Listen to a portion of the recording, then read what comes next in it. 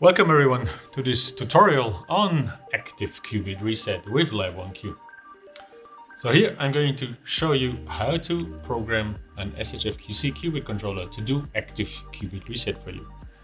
What is active qubit reset? In active qubit reset, I'm measuring the state of the qubit, and depending on what state I find the qubit in, I play back a different drive pulse. For example, to ensure that the qubit is always in its ground state when I start my quantum algorithm. This is going to happen completely autonomously on the instrument, on the FPGA here. So the system is going to play back a measurement pulse, analyze the return, determine what state the system is in, and depending on the result of this analysis, it will play back a different measurement pulse.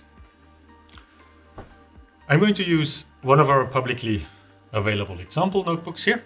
So you can find this notebook on our GitHub repository. You can also find it in our publicly available manual. And of course, you will find the link in the comments below. So let's get started. Let's look at the code. As usual, in Python, I first need to import all the required functionality. And then, as usual in LabOne Q, I need to define my device setup. So what instrument am I going to use for this specific experiment? In this case, I'm using a little helper function to generate this device setup. And the only thing that I've modified from the publicly available example is that I've actually specified the specific ID of this instrument as a parameter of this helper function. I'm going to connect to the setup, and now I'm ready to go. The first thing that happens in this example notebook is that I actually calibrate the state discrimination unit. And here we actually have to play a couple of tricks, because I'm showing you this active qubit reset without actually having a qubit. So I have only a desktop setup here. I don't have any qubits. So usually I would play a measurement pulse. This measurement pulse would interact with the qubit, and depending on the state of the qubit, it would be returned in a different form. The quantum analyzer unit will analyze the return from the system and will determine what state the qubit was in. In this case, I don't have a qubit, so what I do instead is I play back different measurement pulses that emulate the qubit being in different states. I still have to calibrate the system, so I have to tell it how to determine ideally what qubit, what state the qubit was in. For this, we're using a matched filter approach.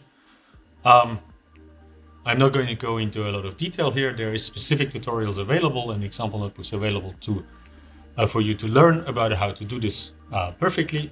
For the purposes of this tutorial, I'm just going to assume that this is available and already calibrated on the instrument. And then I can look at the actual active qubit reset experiment. So I'm going to play a sequence of measurement pulses that emulate a sequence of qubit states to be detected by the instrument, and then the instrument will autonomously decide, based on the analysis of the measurements, which return pulse to play. So depending on the qubit in the ground state or excited state, there will be a different pulse played on the qubit drive channel controlling the state of the qubit. What I've chosen here for this demonstration is that if the system decides the qubit was in the ground state, it will actually play a drag pulse at a low amplitude. And if it decides the qubit was in the excited state, it will play a drag pulse at a higher amplitude. Now, the actual experiment that I defined basically has two parts. The first part is I define as a parameter input of the experiment, I define a sequence of emulated qubit states that I want the system to detect. Based on this sequence, I will play back different measurement pulses that emulate different qubit states. That part is specific to the sequence I have defined. The next part is completely generic. Here the system will analyze the return, autonomously decide what state the emulated qubit was in, and what return pulse it should play on the drive line of this qubit. Within the LabOne Q code, this decision on playing back different drive pulses based on the measurement is written down with a match case block within the Python code. So I write down this match syntax where match is conditioned on a specific measurement identified by a measurement handle. And for the different cases of that this measurement result can take, in this case state 0, qubit ground state, or state 1, qubit excited state, I play back different pulses. Within the LabOne Q DSL, that's already all you need to do active qubit reset. So I take this experiment, I define a specific sequence of emulated qubit states, I compile and I execute it on the hardware, and I see the result on the scope. What can we see here? In yellow, we see the measurement pulses that I've played back. So for this demonstration, we've chosen to emulate the different qubit states with measurement pulses of different amplitude. This is simply for visibility, because it's good to see this on the instrument, on the oscilloscope. So a low amplitude measurement pulse emulates the qubit in the 0 state. A high amplitude measurement pulse emulates the qubit in the excited state. And then on the green, in green, you see the recording of the drive pulse. So this is what the system autonomously decided based on the state discrimination of the measurement pulse, which pulse it should play back. Again, a high amplitude pulse is if the system has decided that the qubit is in the excited state, and the low amplitude pulse is if the system has decided the qubit is in the ground state.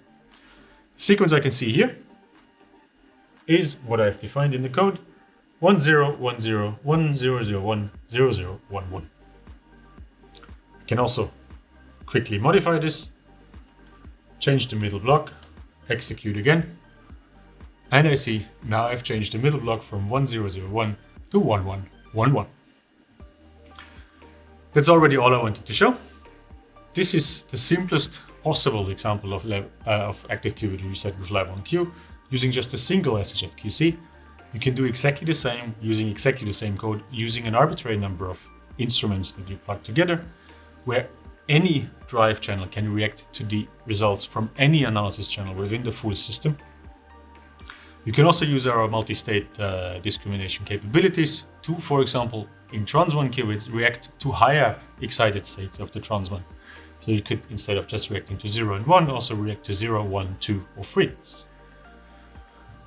There's also many more tutorials available on what you can do with LabOne Q. There's many more application-specific examples available on our GitHub and in our manual.